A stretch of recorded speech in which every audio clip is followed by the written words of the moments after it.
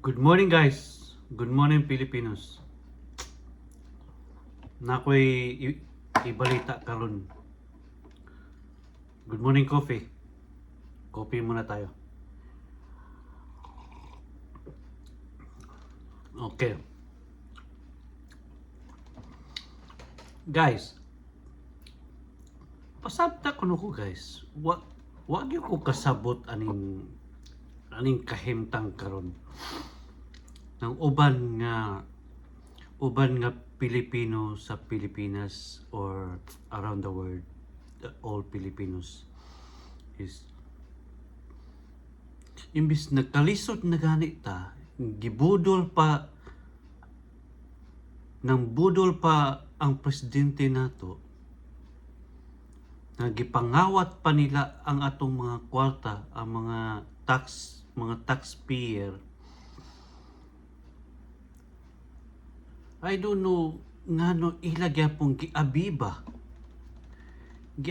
gyapon nila ang presidente nga maayo kuno ang pagkuan niya sa Pilipinas, ni taas kuno ang ekonomiya, asay ni taas ang ekonomiya. Bisag naggira na gani ang Iran ug ang Amerika, ila gyapon gikuan gyapon ang presidente nga maayo. I don't know ngano ila gyapon giabiba ang presidente nga kita bisag gikawatan na ta ug ang pati ang mga iro sa Congress giilad na ta,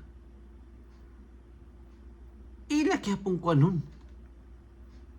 Mao na guys, di ko kasabot. Mao ba ta nga giignan ta sa mga Amerikano din nga not all Filipinos, but the Filipinos, I know the Filipinos is smart, but the other Filipinos is very low and nonsense and ignorant. So apel na ko na kay it's a Filipino. He said that is your culture. Yeah, that's my culture, but I'm not be like that. I'm Filipino, but I'm proud as a Filipino. But I'm not like that, like people to consider that president be like that, and all that matters, you don't care. I said, I don't know. I'm not been there.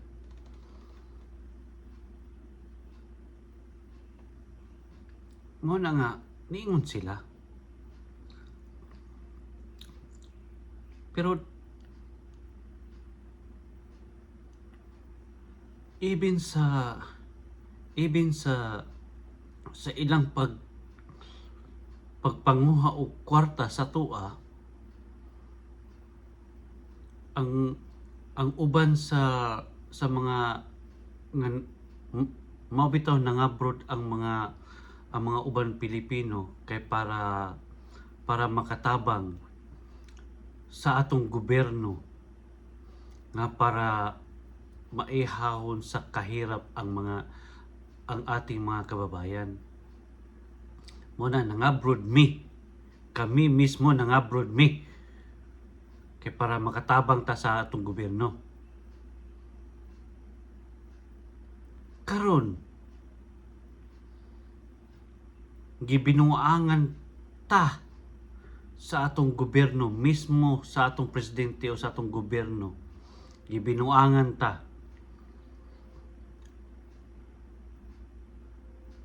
Muabiba gyapon ta sa atong presidente nga walay nahimo.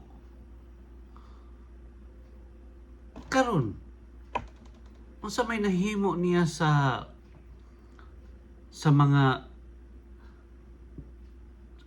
overseas worker nga dito sa Middle East? Wala siya nahimo. Nya karon nga ang naay nanguli nga iya paging gikuan nga siya ang nagpadala og eroplano dito sa Middle East nga para kwaon ang mga Pilipino sa Middle East.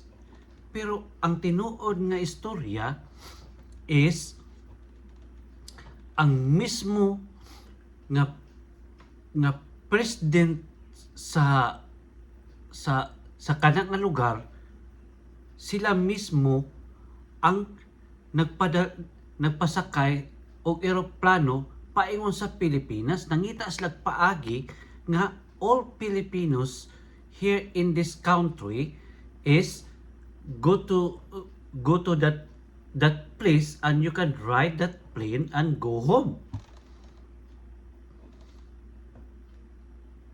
Not the Philippine Embassy, not that budol president. Karon niingon ang uban Pilipino dito nga sa embahada nato nga nagkuan na dito, nagrally na sila dito sa uban nga lugar nga gusto na muuli ang mga Pilipino. Nga niingon sila dito nga wala daw budget nga makauli ang uban Pilipino, nga walay budget, dili sila kasakay og eroplano pauli sa Pilipinas. So unsao naman lang na nga gusto sila manguli. Karon niingon to ang ilahang dako dito sa embassy nga bahala magsumbong mo, wala mi pakialam. Wala sila pakialam kay walay budget. Walay budget nga ikapliti sa eroplano pauli sa Pilipinas. Grabe, no? Pero ang budol nga presidente nag-enjoy sa Malacanang. Nagpa-party doon. Nag-party sila dito. Kaon sila dito o banat. Pero ang mga Pilipino naghulat dito nga naay ikapliti. Mauna nga di ko kasabot nga no ang uban Pilipino nga gikuan gyapon sila. Gikuan gyapon nila ang presidente.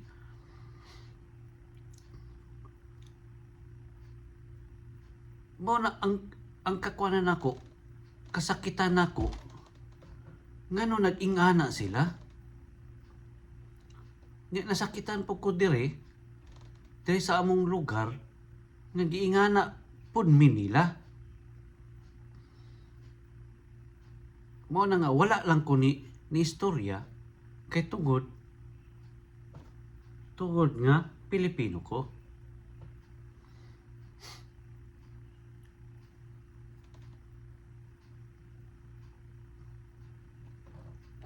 Mao na akong ikuan ako sa inyo, guys. Comment kuno, guys. Pasabta kuno ko ngano uban Pilipino nga moabiba mangyapon sa presidente. Nga kabalo na sila nga ang ilang mismo kwarta gikawat sa gobyerno. Mismo ang gobyerno mo nangawat. Kita na sila sa news nga gipangawat ang atong kwarta. Gimalita pa Ipakita pa sa malita nga daghan kay kwarta sa malita. Unya, kita ang nanarbaho, kita mo'y taxpayer, luoy kay ta. Pwedeng luoyan na to. Kung saan na lang, kung pati PhilHealth, gikawat, gaingon pa atong budol president nga ibalik niya ang kwarta sa PhilHealth. Hantod karon wa gyapon na nabalik. Nangamatay na lang ang mga masikiton dito kay walay kwarta.